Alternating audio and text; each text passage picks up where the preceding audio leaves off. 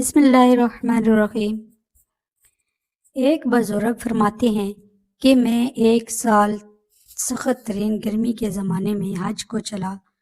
لو بڑی شدت سے چلتی تھی۔ ایک دن جب میں وسط حجاز میں پہنچا تو اتفاقاً قافلہ سے بچھڑ گیا اور مجھے کچھ غنودگی سی آ گئی۔ دفعتاً آنکھ جو کھلی تو اس جنگل بیاباں میں ایک آدمی نظر آیا تو میں جلدی اس کی طرف چلا تو دیکھا ایک کم سن لڑکا تھا جس کی داڑھی بھی نہ نکلی تھی اور اس قدر حسین کہ گویا 14ویں رات کا چاند ہے، بلکہ دوپہر کا سورج اس پر ناز و نعمت کے کرشمے چمک رہے ہیں۔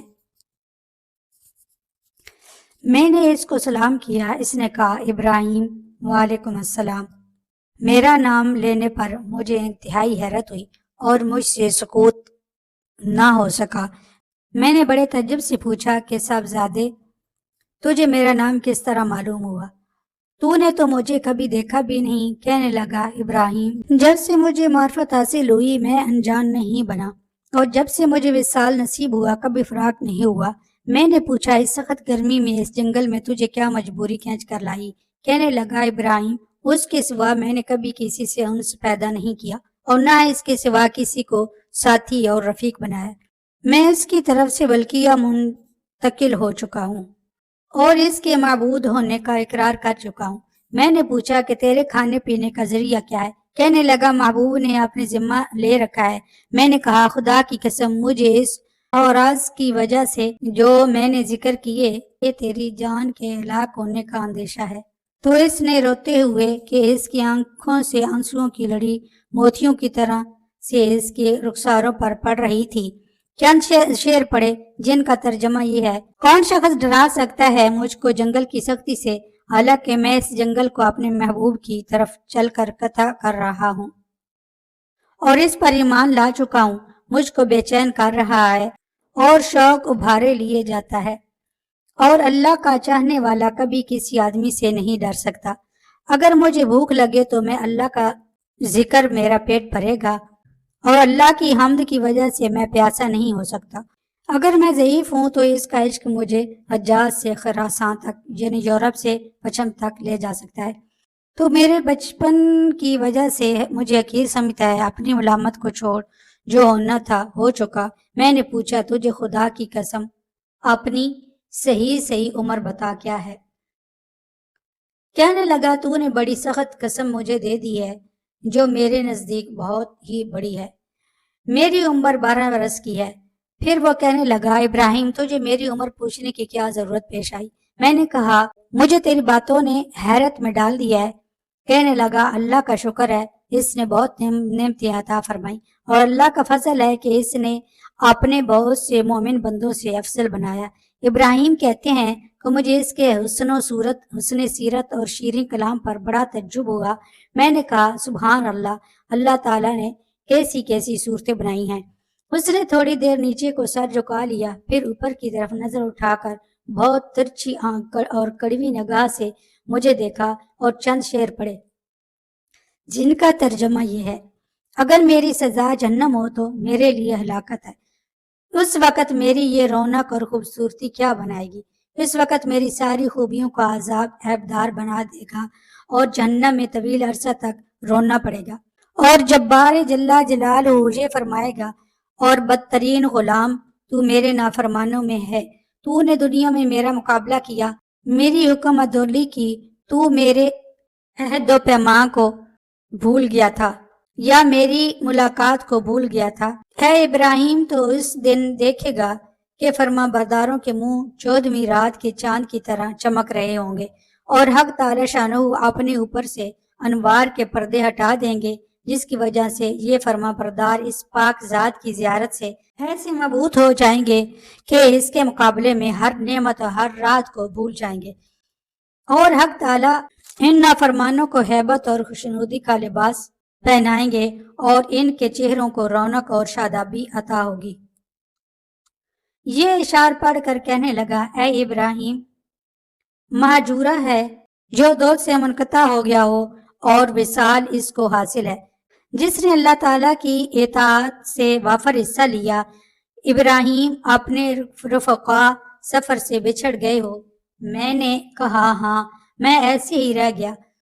تو اسے اللہ کے واسطے سوال کرتا ہوں کہ میرے لیے دعا کرے کہ میں اپنے ساتھیوں سے جا ملوں۔ میرے اس کہنے پر اس لڑکے نے آسمان کی طرف دیکھا اور کچھ آہستہ آہستہ زبان سے کہا۔ مجھے اس کی ہونٹ حرکت کرتے ہوئے معلوم ہوئے۔ اس وقت مجھے دفعتاً نیند کا جھونکا سا آیا یا بے ہوشی سی ہو گئی۔ اس سے جو میں نے افاقہ پایا تو قافلے کے بیچ میں اونٹ پر اپنے آپ کو پایا، اور میرے اونٹ پر جو میرا ساتھی تھا وہ مجھ سے کہہ رہا تھا، ابراہیم ہوشیار رہو، سنبھلے رہو، ایسا نہ ہو اونٹ پر سے گر جاؤ۔ اور اس لڑکے کا مجھ کو کچھ پتہ نہ چلا کہ وہ آسمان پر اڑ گیا، زمین کے اندر اتر گیا۔ جب ہم سارا راستہ طے کر کے مکہ مکرمہ پہنچ گئے اور میں حرم شریف میں داخل ہوا تو کیا دیکھتا ہوں کہ وہ لڑکا کعبہ شریف کا پردہ پکڑے ہوئے رو رہا ہے اور چند شعر پڑھ رہا ہے جن کا ترجمہ یہ ہے، میں کعبہ کا پردہ پکڑ رہا ہوں اور بیت اللہ کی زیارت بھی کر رہا ہوں، لیکن دل میں جو کچھ ہے اس کو اور راز کی بات کو تو خوب جانتا ہے۔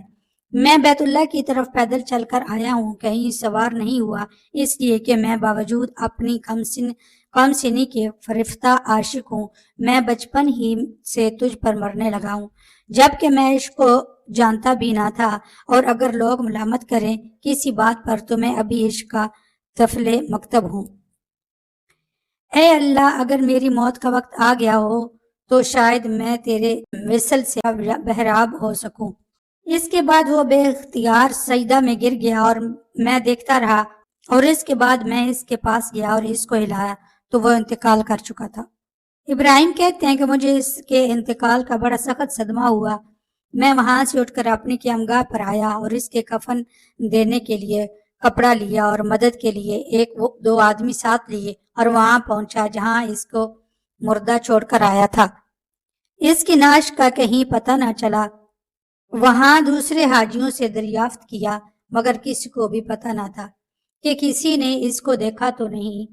میں سمجھا کہ اللہ تعالیٰ اس کو لوگوں کی آنکھوں سے پوشیدہ فرما رکھا تھا۔ میں وہاں سے اپنے قیامگاہ پر واپس آ گیا اور مجھے کچھ غنودگی سی آ گئی تو میں نے اس کو خواب میں دیکھا کہ وہ ایک بہت بڑے مجمع میں ہے اور سب سے پیش ہے، اور اس پر اس قدر نور چمک رہا ہے اور ایسی عمدہ جوڑے ہیں کہ ان کی صفت بیان میں نہیں آ سکتی۔ میں نے اس سے پوچھا کہ تو وہی لڑکا ہے؟ کہنے لگا میں وہی ہوں۔ میں نے پوچھا کیا تیرا انتقال نہیں ہوا؟ اس نے کہا ہاں ہو گیا ہے۔ میں نے کہا کہ میں نے تجھے تجہیز و تکفین کے لیے بہت تلاش کیا، کہیں پتہ نہ چلا۔ کہنے لگا ابراہیم سن، جس نے مجھے میرے شہر سے نکالا اور اپنی محبت میں فریفتہ کیا اور میرے عزیز و اقارب سے جدا کیا، اس نے مجھے کفن دیا اور کسی دوسرے کا محتاج بننے نہیں دیا۔ میں نے پوچھا کہ حق تعالیٰ شانہ نے مرنے کے بعد تیرے ساتھ کیا معاملہ کیا؟ اس نے کہا اللہ تعالیٰ نے مجھے اپنے سامنے کھڑا کیا اور فرمایا کہ اے تو کیا چاہتا ہے؟ میں نے عرض کیا الہا تو الہی مقصود ہے اور تیری ہی مجھے آرزو ہے۔ فرمایا کہ بے شک تو میرا سچا بندہ ہے اور جو تو مانگے اس کے لیے کوئی رکاوٹ نہیں۔ میں نے عرض کیا کہ میں یہ چاہتا ہوں کہ میرے زمانے کے تمام آدمیوں میں میری سفارش قبول فرما لے۔ ارشاد ہوا کہ ان سب کے بارے میں تیری سفارش قبول ہے۔ ابراہیم کہتے ہیں کہ اس کے بعد اس لڑکے نے خواب میں مجھ سے رخصتی مصافحہ کیا اور میں نیند سے بیدار ہو گیا۔ میں نے حج کے جو ارکان باقی تھے وہ پورے کیے مگر اس لڑکے کی یاد سے اور اس کے رائے سے میرے دل کو قرار نہ تھا۔ میں حج سے فارغ ہو کر واپس ہوا، لیکن حالت یہ تھی کہ راستہ میں سارے قافلہ والے یہ کہتے تھے کہ اے ابراہیم تیرے ہاتھ کی مہک سے ہر شخص حیران ہے کہ کیسی خوشبو آ رہی ہے، اور اس واقعے کے نقل کرنے والے کہتے ہیں کہ مرنے تک ابراہیم کے ہاتھوں میں وہ خوشبو آتی رہی۔ بے شک جو اللہ کی محبت میں ڈوب جاتا ہے اس کی کیفیت ایسی ہی ہو جاتی ہے، اور یقیناً اصل چیز تو اللہ اور اس کے رسول کی محبت ہی ہے۔ خوش نصیب ہے وہ مسلمان جو اللہ اور اس کے رسول کی محبت میں ڈوب کر زندگی گزارے۔ دعا ہے کہ اللہ تعالی ہمیں بھی اپنی حقیقی محبت نصیب فرمائے، آمین یا رب العالمین۔